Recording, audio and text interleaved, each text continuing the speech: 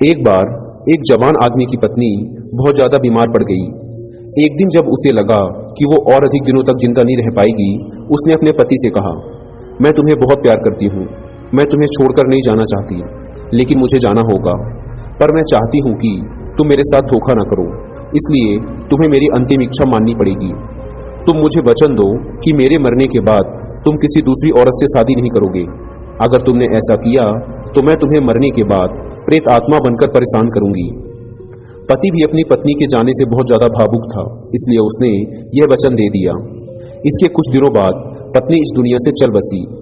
पत्नी की मौत के कुछ महीनों बाद तक पति ने अपना वादा निभाया और उसने किसी दूसरी औरत से बात तक नहीं की। लेकिन कुछ महीनों बाद वह एक सुंदर औरत से मिला और उसके प्यार में पड़ गया। उन दोनों ने जल्द ही शादी करने का निर्णय लिया। जिस रात उन दोनों की एंगेजमेंट थी, उसी रात उस इंसान को अपनी पहली वाली पत्नी की प्रेत आत्मा दिखाई दी। वो बहुत गुस्से में थी और उस इंसान को उसे धोखा देने व अपना वादा तोड़ने के लिए भला बुरा कहने लगी। उसके बाद वह रोज रात को उस इंसान को दिखाई देती और अपना वादा तोड़ने के लिए उसे कोसती। वह रोज रात को आती, उसे धोखेबाज बोलकर टोंट मारती और उसे हर वो बात शब्द बाय शब्द बताती जो वह इंसान और उसकी नई पत्नी के बीच होती थी।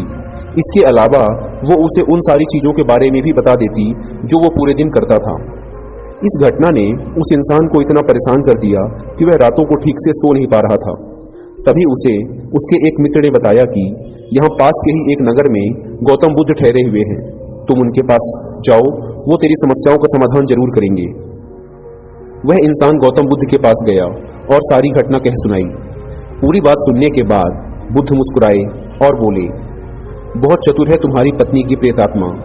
यह सुन उस इंसान ने कहा, हाँ बिल्कुल, उसे हर वो बात और काम याद रहता है जो भी मैं करता हूँ। बुद्ध ने कहा, तुम्हें उस बुद्धिमान प्रेतात्मा की तारीफ करनी चाहिए, लेकिन मैं तुम्हें बताता हूँ कि अगली बार जब वो प्रेतात्मा तुम्हें दिखे तो तुम्हें क्या करना है। बुद्ध ने उस इंसान को सारी बात समझाई। उस इंसान ने बुद्ध को प्रणाम किया और अपने घर आ गया। उस रात को उसे अपनी पहली पत्नी की प्रेतात्मा फिर दिखी। पहले तो उस प्रेतात्मा ने उसे धोखेबाज बोलकर टोंट मारा, फिर उसे बताया कि आज तुम एक सन्यासी से मिलने गए थे। उस इंसान ने प्रेतात्मा की तारीफ करते हुए कहा, तुम एक बहुत ही बुद्धिमान प्रेतात्मा हो, तुम सब जानती हो, भला तुमसे कहाँ कुछ छिपाया जा सकता है। उसने उस प्रेतात्मा से आग्रह करते हुए कहा, तुम एक बुद्धिमान प्रेतात्मा हो, इसलिए मेरे एक प्रश्न का जवाब दे दो। अगर तुमने मेरे इस प्रश्न का जवाब दे दिया तो मैं तुमसे वादा करता हूँ कि मैं अपनी सगाई तोड़ दूंगा और पूरे जीवन पर्यंत अकेला ही रहूंगा। प्रेतात्मा ने कहा, अपना सवाल पूछो। यह सुनते ही उस इंसान ने पास में ही रखे चावल के बोरे में हाथ डाला और एक मुट्ठी भर के चावल निकालते हुए बोला, गिनती करके बताओ कि मेरी इस मुट्ठी के अंदर कितने चावल हैं। यह प्रश्न पूछते ही वह प्रेतात्मा वहां से गायब हो गई और फिर वह कभी उस इंसान को दोबारा नहीं दिखी। दोस्तों, गौतम बुद्ध इस बात को जानते थे कि भूत प्रेत जैसी कोई चीज नहीं होती, यह इंसान का ही एक हिस्सा है जो उसके दिमाग से आता है। इसलिए उस प्रेतात्मा को केवल उतना ही पता था जितना उस इंसान के दिमाग को पता था, क्योंकि उस इंसान को खुद ये नहीं पता था कि उसकी मुट्ठी में कितने चावल हैं, तो उसके मानसिक भूत को कैसे पता चल सकता था। वह प्रेतात्मा केवल उतना ही बता सकती थी जितना वह व्यक्ति जानता था।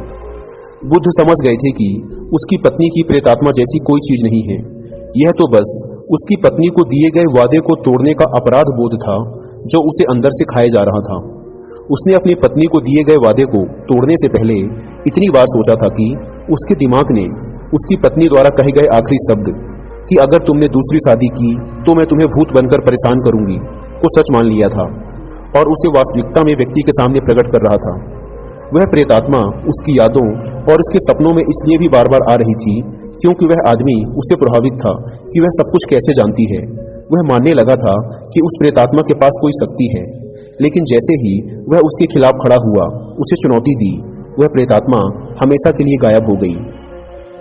भूत प्रेत इंसान के दिमाग से आते हैं क्योंकि इसने ही उसे बनाया है, इसका वास्तविकता से कोई संबंध नहीं है। दोस्तों, कोई भी चीज हमें इसलिए परेशान करती है क्योंकि हम उस पर ध्यान देते हैं। जब हम उससे आगे बढ़ जाते हैं और उसके बारे में सोचना बंद कर देते हैं तो वह गायब हो जाती है। दोस्तों, आप खुद भी सोचकर देखिए, आज तक आपने अपने सपने में केवल वही चीजें देखी होंगी जो आपने वास्तविक दुनिया में देखी हैं, फिर चाहे आपने वो डेली लाइफ में देखी हों, हॉलीवुड या बॉलीवुड मूवीज में देखी हों, किसी वेब सीरीज, कार्टून या गेम्स में देखी हों, या फिर आपने किसी बुक्स में पढ़ा हो या किसी कहानी में सुना हो। एक्चुअल में हमारे माइंड के पास जो भी इंफॉर्मेशन है, यह उसी को तोड़ मड़ोड़ के सपनों के फॉर्म में दिखाता रहता है और हम कई बार इन्हें सच मान लेते हैं। इसलिए दोस्तों, जरूरत है इन सब चीजों को भूलकर